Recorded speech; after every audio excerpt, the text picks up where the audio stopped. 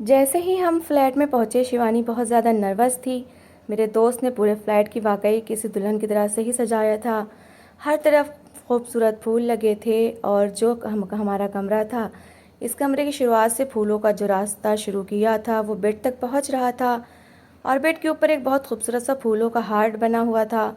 बस अगर कमरे में कोई तैयार नहीं था तो वो मेरी दुल्हन थी, जो सादा से कॉटन के सूट में थी। ये सब कुछ देखकर उसके चेहरे की हवाइयाँ उड़ी थीं और मैं मज़ाक किरकिरा नहीं करना चाहता था, इसलिए मैंने कहा कि तुम फ्रेश हो जाओ, मैं खाने के लिए कुछ लेकर आता हूँ। ये कहकर मैं कमरे से बाहर चला गया। मार्केट से खाने के अलावा मैं उसके लिए बहुत खूबसूरत सी नाइटी लेकर आया था, वो भी लाल रंग की। खाना खाने के बाद मैंने वो नाइटी का बैग शिवानी को पकड़ा दिया। मैंने कहा रात को तैयार हो जाना। यह सुनकर वो कुछ हैरान हुई थी, कहने लगी मैं भी दिमागी तौर पर ऐसे किसी रिश्ते के लिए तैयार नहीं हूँ। मैंने कहा जो तुम्हें कहा है बस वो करो। ये कहकर मैं दूसरे कमरे में जाकर बैठ गया। मैंने अपने दोस्त को कॉल की और उससे कहा कि अपनी वाइफ के साथ आ जाए। उसकी वाइफ अच्छा मेकअप करना जानती थी। मैंने कहा कि भाभी से कहो मेरी वाइफ को ज़रा अच्छा से रेडी कर दे। कुछ दिन में दोनों हस्बैंड वाइफ हमारे घर पहुंच गए थे और उसने वाकई शिवानी को बहुत खूबसूरती से तैयार किया था।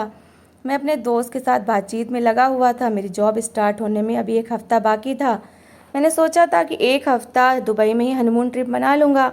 काफ़ी देर मेरा दोस्त मुझे तंग करता रहा, लेकिन फिर वो दोनों हस्बैंड वाइफ खाना खाने के बाद जा चुके थे। शिवानी ने रात का खाना खाने से भी मना कर दिया था, बस चुपचाप कमरे में बैठी थी। जब मैं कमरे में गया तो वो चुपचाप से एक दीवार को देखे जा रही थी। मुझे समझ नहीं आ रहा था कि आखिर इस लड़की के साथ प्रॉब्लम क्या है। शादी जल्दी होती है देर से होती, होनी तो मेरे साथ ही थी। मैं उसके सामने जाकर बैठ गया। मैं नहीं चाहता था कि आज की रात को मैं मिस करूं, इसलिए मैंने बात की शुरुआत की। मैंने कहा कि शायद तुम्हें मेरी कोई बात बुरी लग गई है और मैं तुमसे एक्सक्यूज़ करता हूँ। I am so sorry. मैं नहीं जानता था कि तुम किस स्वभाव की हो। शायद मेरी बातें तुम्हें बुरी लगी थी, लेकिन अच्छा है कि तुम वो सब भुला दो। मैं चाहता हूँ कि हम अपनी ज़िंदगी की शुरुआत बहुत अच्छे तरीके से करें। 7 दिन बाद मैं ऑफिस ज्वाइन कर लूँगा। मैं चाहता हूँ कि इन 7 दिनों में हम अपनी लाइफ को खूब इंजॉय करें। मेरी बात पर उसने कोई भी रिस्पॉन्स नहीं दिया था, मेरी तरफ देखा तक नहीं था, बस सामने दीवार की तरफ देखे जा रही थी। आंखों में आंसू झिलमिला रहे थे। मैंने बड़े प्यार से उसका हाथ पकड़ा था। मैंने कहा मुझे बताओ तुम्हारे साथ प्रॉब्लम क्या है, तुम्हें मेरी कौन सी आदत अच्छी नहीं लगती। मैं कोशिश करूँगा कि अपनी उस आदत को बदल लूँ। तुम्हें मेरे साथ प्रॉब्लम क्या है। उसने अपना हाथ मेरे हाथ से खींचा था और एक चुप्पी थी जो उसके होठों पर छाई हुई थी। मैंने कहा तुम बताती क्यों नहीं हो यार, बताओ क्या बात है। मेरा ये कहना था कि वो रोने लगी। मैं तो समझ नहीं पा रहा था कि इस सिचुएशन को हैंडल कैसे करूं। मैंने कहा क्या हुआ है तुम्हें। फिर उसने अपना दूसरा हाथ मेरे आगे किया और उसे खोल दिया। वो जो कुछ उसके हाथ में था वो देखकर मेरे होश उड़े थे। वो एक स्लीपिंग पिल्स की शीशी थी जो खाली थी। मैं अभी ठीक से हैरान भी नहीं हो पाया था। जब उसकी आंखें बंद होनी शुरू हुई मैं तो घबरा कर रह गया था। मुझे इस लड़की से इस तरह की उम्मीद ना थी। मैंने कहा शिवानी ये क्या है। तब तक वो मेरी बाहों में बेहोश हो गई थी। मैं तो बहुत परेशान हुआ था। मैंने फ़ौरन उसे हिलाना शुरू किया, लेकिन वो होश की दुनिया से जा चुकी थी। मैंने जल्दी से उसे गोद में लिया और फटाफट से फ्लैट के बाहर लेकर आया था। लिफ्ट से मैं नीचे उतरा, मुश्किल से अपनी गाड़ी की पिछली सीट पर उसे लिटाया और जितनी तेज़ ड्राइव कर सकता था करके हॉस्पिटल पहुंचा था। डॉक्टर के मुताबिक उसने स्लीपिंग पिल्स की काफ़ी ज़्यादा डोज ली थी। उसकी हालत ख़राब थी, लेकिन डॉक्टर कोई भी उम्मीद नहीं दे रहा था। मैं अपना सर पकड़े बैठा था। ऐसा तो हमारे बीच कुछ भी नहीं हुआ था कि वो इतना बड़ा कदम उठाती। मेरा दिमाग चकराने लगा। मैं सोच सोच कर परेशान था कि इसने ये कदम उठाया तो उठाया क्यों, सिर्फ इसलिए कि मैं उसे कुछ दिन देने को तैयार नहीं था। लेकिन ये कोई बड़ी बात तो नहीं थी। मैं उसे सॉरी भी कह चुका था। मुझे समझ नहीं आ रहा था कि इतना बड़ा कदम कोई लड़की क्यों उठा सकती है। मुझे इस बारे में कुछ भी पता नहीं था। 2 घंटे मेरी जान ऐसी थी कि जैसे सूली पर लटकी हो। 2 घंटे बाद डॉक्टर ने आकर ये कहा था कि अब वो ख़तरे से बाहर है, लेकिन वो मुझसे पूछ रहा था कि आपकी वाइफ ने शादी की रात ये मेडिसिन क्यों खाई। मैं क्या बताता, मैं खुद हर बात से अनजान था। मैंने पूछा वो होश में आ गई है। वो कहने लगा नहीं अभी होश में नहीं है, लेकिन कुछ देर में आ जाएगी। वो तो मेरा दोस्त था इसलिए उसने बात संभाल ली, लेकिन मेरा दोस्त भी मुझे शक भरी नज़रों से देख रहा था। कहने लगा क्या बात है, क्या तुम्हारी वाइफ की मर्ज़ी नहीं थी इस शादी में। मैंने कहा मुझे क्या पता यार, मैं कुछ नहीं जानता। वो कहने लगा कि मेरी मिसेस भी मुझे बता रही थी कि जब उसे तैयार कर रही थी वो बार बार रोए जा रही थी, और जब उसने रोने की वजह पूछी तो वो कुछ भी नहीं बोल रही थी, कोई जवाब नहीं दे रही थी। मेरी वाइफ भी यही कह रही थी कि कोई ना कोई गड़बड़ है। फिर कहने लगी आदित्य भाई का स्वभाव तो बहुत अच्छा है। मैंने कहा मैं कुछ नहीं जानता यार, होश में आए तो पूछता हूँ कि क्या प्रॉब्लम है इसके साथ। उसे रात तक होश आ जाएगा, डोंट वरी। मैं लगभग 24 घंटे से जाग रहा था, इसलिए मेरी हालत ख़राब थी। जैसे उसे होश आया तो मैं उसके कमरे में गया। वो छत पर चलते हुए पंखों को देख रही थी। मैंने गहरी सांस ली और धीरे धीरे चलता हुआ उसके पास आ गया। उसके सामने रखी कुर्सी पर बैठ गया। उसकी आंखों से आंसू बहकर तकिया भिगो रहे थे और नज़र उसकी छत पर चलते हुए पंखे की तरफ थी। मैंने कहा, क्या बात है? क्या मैं इतना बुरा हूँ जिस वजह से तुमने अपना इतना बड़ा कदम उठाया? अगर मैं तुम्हें इतना ही बुरा लगता था तो तुमने रिश्ते से मना क्यों नहीं किया? अब भी वो चुप थी, कोई जवाब नहीं दे रही थी। मैंने कहा, शिवानी, कोई परेशानी है तो मुझे बताओ, तुम्हारे साथ क्या प्रॉब्लम है? वो कहने लगी, आप सुन नहीं सकेंगे, इतना हौसला नहीं है आप में, काश कि मैं मर जाती।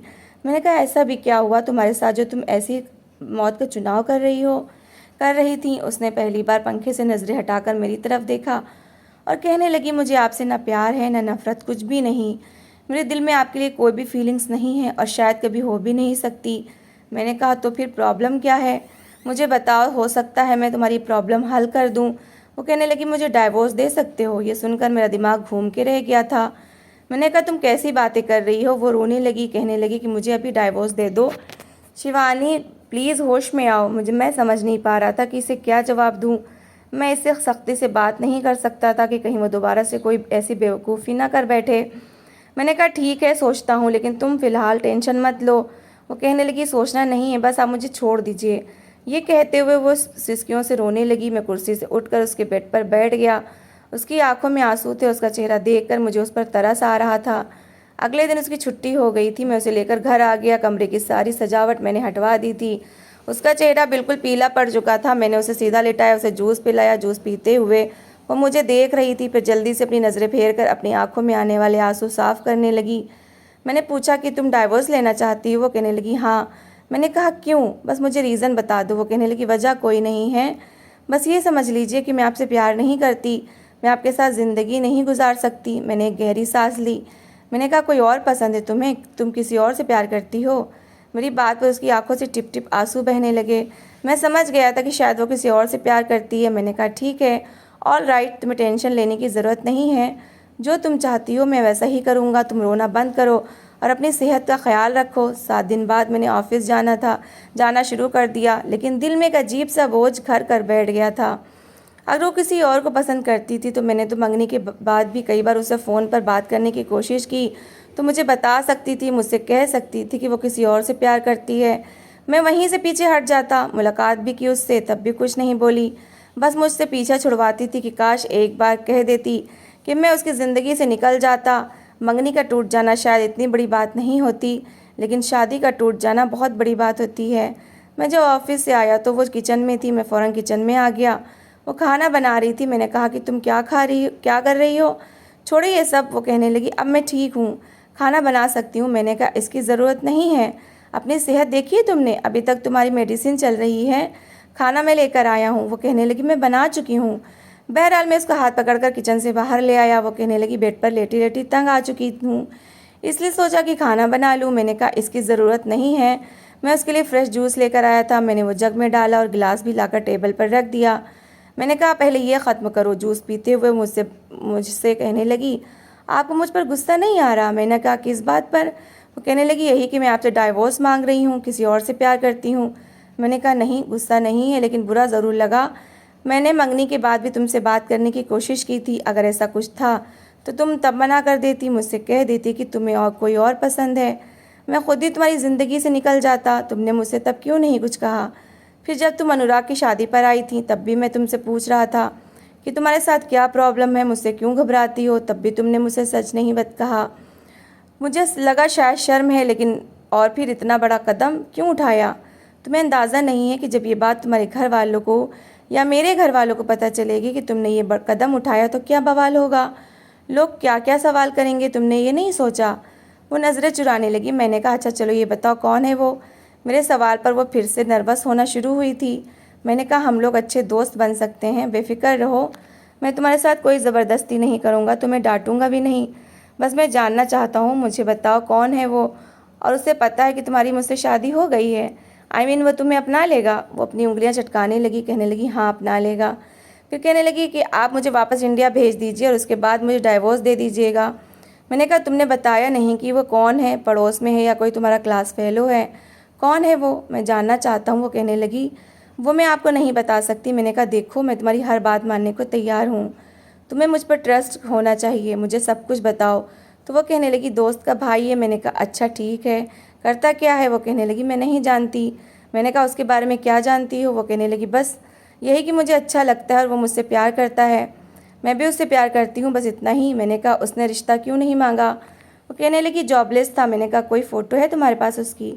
पता नहीं क्यों वो नज़रें चुरा रही थी, मुझे अभी भी ऐसा लग रहा था कि वो मुझसे कुछ छुपा रही है। क्या मैं ये जान सकता हूँ कि तुम्हारी उससे दोस्ती और मोहब्बत किस हद तक थी? इस सवाल पर उसने अचानक मेरी तरफ देखा था। कहने लगी क्या मतलब किस हद तक? मैंने कहा आजकल के लड़के प्यार के नाम पर बहुत कुछ कर जाते हैं। मेरा ये कहना था कि उसके चेहरे पर पसीना चमकने लगा, एक बदहवासी उस पर सवार होने लगी, उसके ओठ कँपकपाने लगे, वो थर-थर काँपने लगी। मैं तो उसकी हालत देखकर परेशान होने लगा था। मैंने कहा क्या हुआ है तुम्हें? मुझे लग रहा था जैसे वो अपने होश में नहीं थी। उसने मेरा कॉलर पकड़कर मुझे झंझोड़ कर रख दिया। कहने लगी दूर रहो मुझसे, भगवान के लिए मुझसे दूर रहो, मुझे हाथ मत लगाना। फिर ज़ोर ज़ोर से चिल्लाने लगी। अजीब पागलपन था जो उस पर सवार हुआ था। मैं तो बहुत घबरा कर रह गया था कि उससे हुआ क्या है। वो पागलों की तरह मुझे झंझोड़ रही थी, मुझे धक्के देने लगी। सामने पड़े शीशे की टेबल पर रखी हर चीज़ उसने उठा उठाकर ज़मीन पर फेंकनी शुरू कर दी। वो सब कुछ ज़मीन पर फेंक कर चकनाचूर कर चुकी थी, शीशे का गिलास फेंक चुकी थी, शीशे का आवाज़ भी फेंक चुकी थी। 1 मिनट के अंदर अंदर उसने पूरे लाउंज को शीशे की किरचियों से भर दिया था और मैं ऐसे था कि समझ नहीं पा रहा था कि ये सब कुछ हैंडल कैसे करूं। उसके होठ बिल्कुल नीले पड़ने लगे थे, रंग बिल्कुल सफ़ेद पड़ रहा था, ऐसा लग रहा था कि अभी बेहोश हो जाएगी। लेकिन अगले पल जो कुछ उसने किया उससे मेरे होश उड़कर रह गए थे।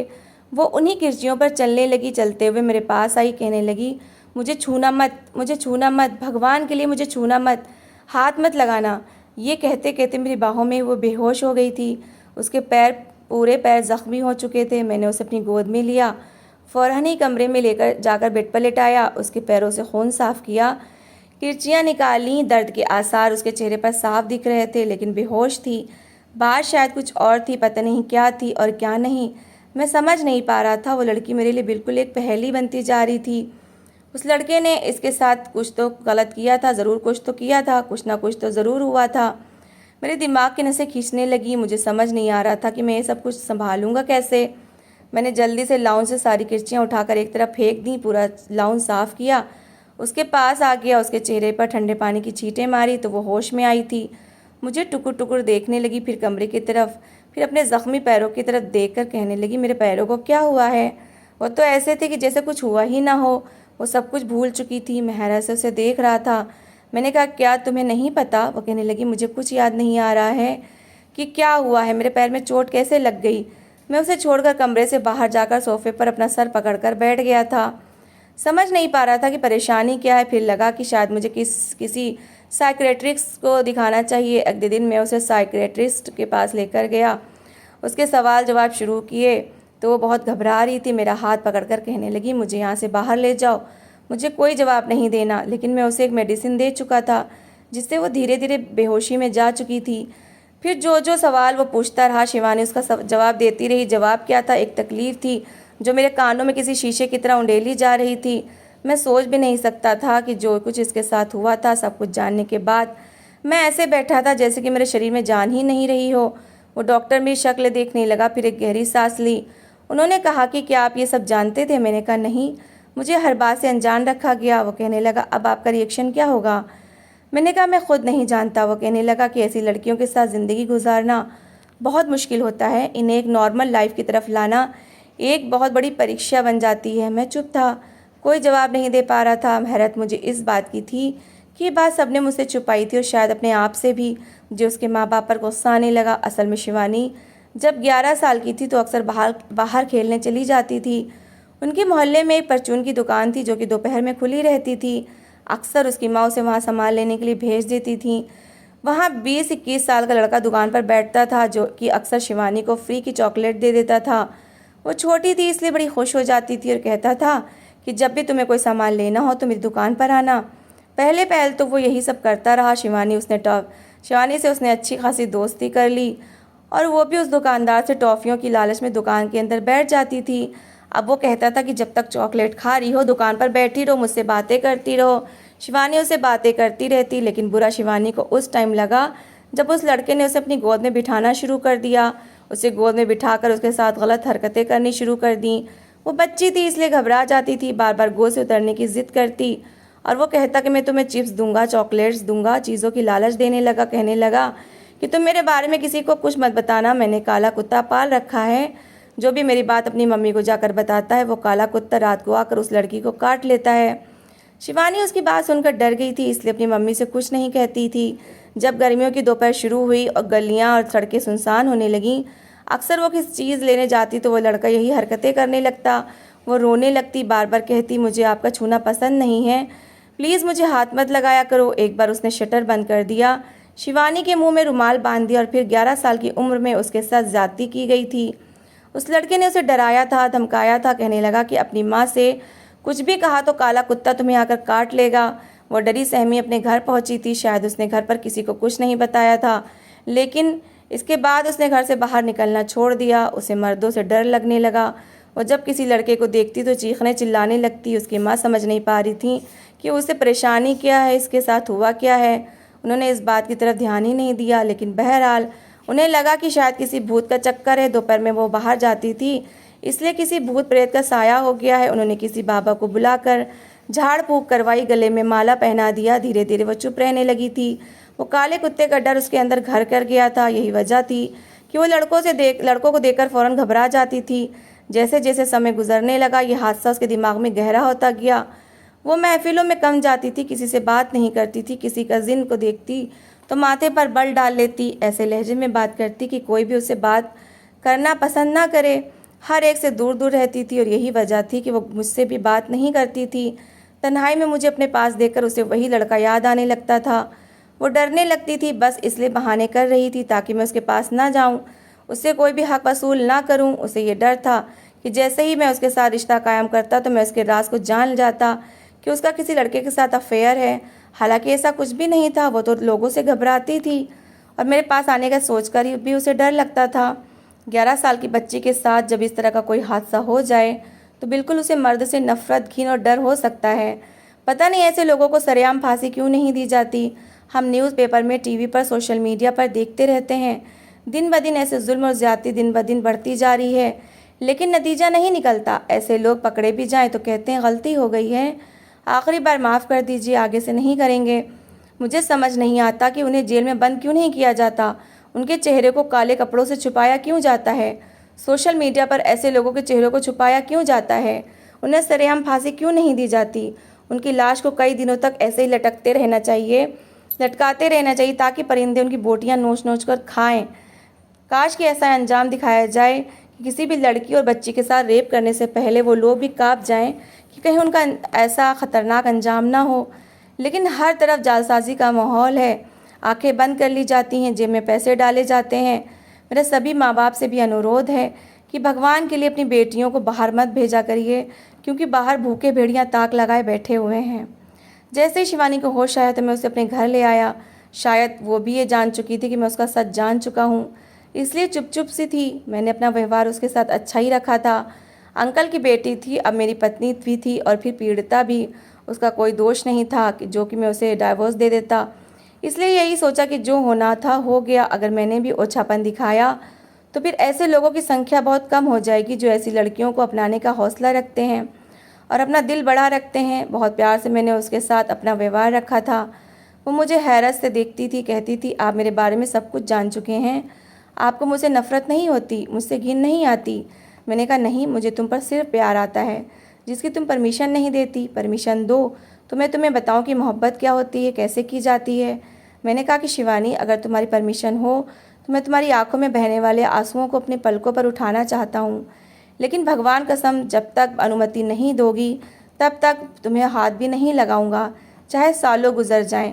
मैं तुम्हारा इंतज़ार करता रहूँगा। और रह गई डाइवोर्स देने की बात, तो इस शब्द को अपने दिमाग से निकाल दो, तुम मेरी पत्नी और हमेशा रहोगी। 7-8 महीने लगे थे उसे नॉर्मल होने में और इस सब में सबसे बड़ा हाथ मेरा था। एक बार जब मैं ऑफिस से घर आया तो वो मेरे लिए अच्छी खासी तैयार थी। वही मेरी लाई हुई नाइटी पहनी हुई थी। मैं उसे देखकर हैरान रह गया। कुछ शर्माई शर्माई सी भी थी। मैं उसके पास आ गया। मैंने कहा आज सूरज कहाँ से निकला है? तो मुस्कुराने लगी, कहने लगी आदित्य मैं खुश रहना चाहती हूँ, सब कुछ भूल जाना चाहती हूँ, क्या आप मेरा साथ देंगे? मैंने कहा दिलो जान से दूंगा। पहली बार ऐसा हुआ था कि वो खुद से मेरे गले आकर लग गई। कहने लगी आप बहुत अच्छे इंसान हैं। मैंने उसे अपनी बाहों में भर लिया था। मैंने कहा तुम हो ही इतनी अच्छी और मासूम, ऐसी कि जिससे दिल भर कर प्यार किया जाए। पहली बार जब मैं उसके पास आने लगा तो वो बहुत घबरा रही थी, डर रही थी, लेकिन मेरी मोहब्बत भरी बातों ने उसका डर ख़त्म करना शुरू कर दिया था। इसके बाद पता ही नहीं चला कब हमारी ज़िंदगी एक नॉर्मल डगर पर चलने लगी। लेकिन एक बात मैंने महसूस की थी, वो मुझ पर अपनी जान निछावर करती थी। कहती थी मेरा बस चले तो भगवान के बाद आपकी पूजा करूं।